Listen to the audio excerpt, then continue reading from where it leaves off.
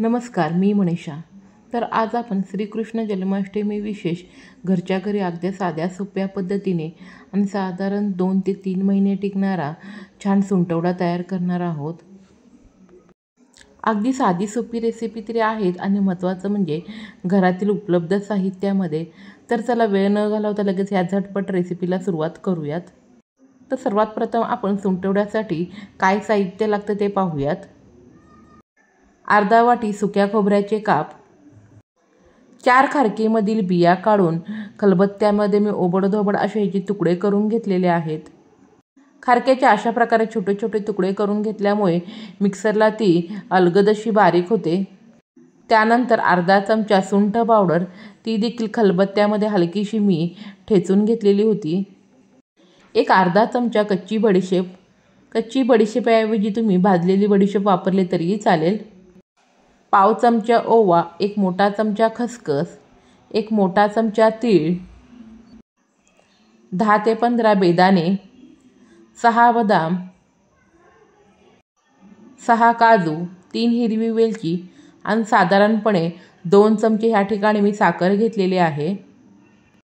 आता साखर आणि बेदाणे बाजूला काढून बाकीचे सर्व जिन्नस आपण मंद गॅसवरती हलकेसे भाजून घेणार आहोत।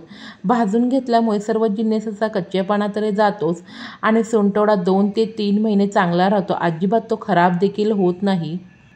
आणि महत्त्वाचं म्हणजे भाजून घेतल्यामुळे ह्या सुंटवड्याला चव देखील खूप सुंदर अशी येते। चला तर हे सर्व जिन्नस आपण आता भाजून घेऊयात। तर सर्वात प्रथम आपण सुके खोबरे भाजून घेणार आहोत। आता सुंटवडा करण्यासाठी आपण जे जिन्नस घेतले ना, त्या जिन्नसाचं प्रमाण तुम्ही सुंटवडा तुम्हाला किती प्रमाणात करायचा आहे ना, त्यानुसार तुम्ही कमी जास्त करू शकता।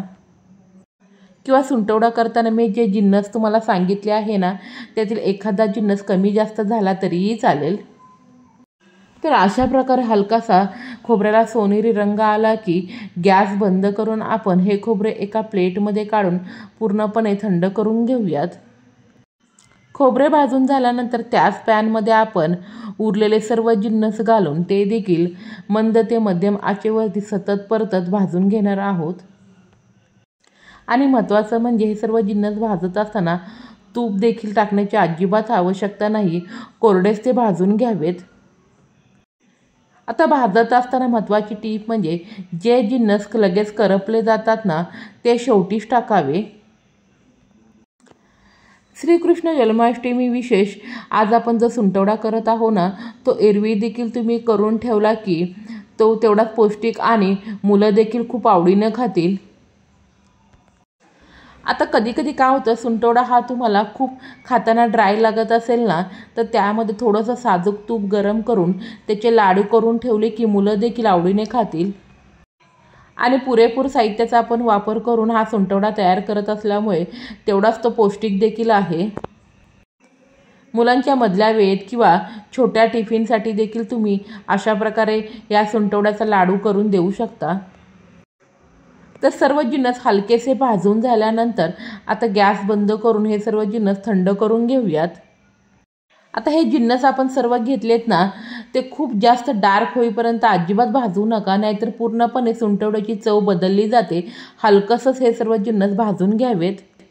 आता भाजलेलं सुकं खोबरं देखील आपण मिक्सर चालू बंद करून अशा प्रकारे ओबडधोबड असे वाटून घेतलेले आहे। अजिबात सुके खोबरे हे तेल सुटेपर्यंत वाटून घेऊ नका। आता त्यामध्ये घेतलेली साखर आणि आपण जे भाजून घेतलेले सर्व जिन्नस आहेत ना, ते घालून देखील मिक्सर चालू बंद करून आपण हे मिक्सरला हलकंसं वाटून घेणार आहोत।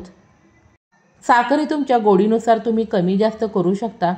तर ह्या ठिकाणी पहा, अगदी घरातील मोजक्या साहित्यामध्ये आणि झटपट असा 2 ते 3 महिने टिकणारा आपला श्रीकृष्ण जन्माष्टमी विशेष सुंटवडा तयार झालेला आहे। आता आपण त्यामध्ये सुरुवातीला ते बाजूला बेदाणे काढून ठेवलेले होते ना, ते घालून व्यवस्थित ते मिक्स करून घेऊयात। कोणत्याही नैवेद्याचा पदार्थ असेल ना, त्यावरती तुळशीचं पान ठेवल्याशिवाय तो नैवेद्य पूर्णच होत नाही। तर तुम्ही देखील हा सुंटवडा करून पहा आणि कसा झाला ते नक्की सांगा। तर तुम्हाला देखील माझी सुंटवड्याची रेसिपी आवडली असेल ना, तर नक्की लाईक करा, जास्तीत जास्त शेअर करा। अशाच नवनवीन रेसिपी पाहण्यासाठी माझ्या चॅनलला सबस्क्राईब करा। धन्यवाद।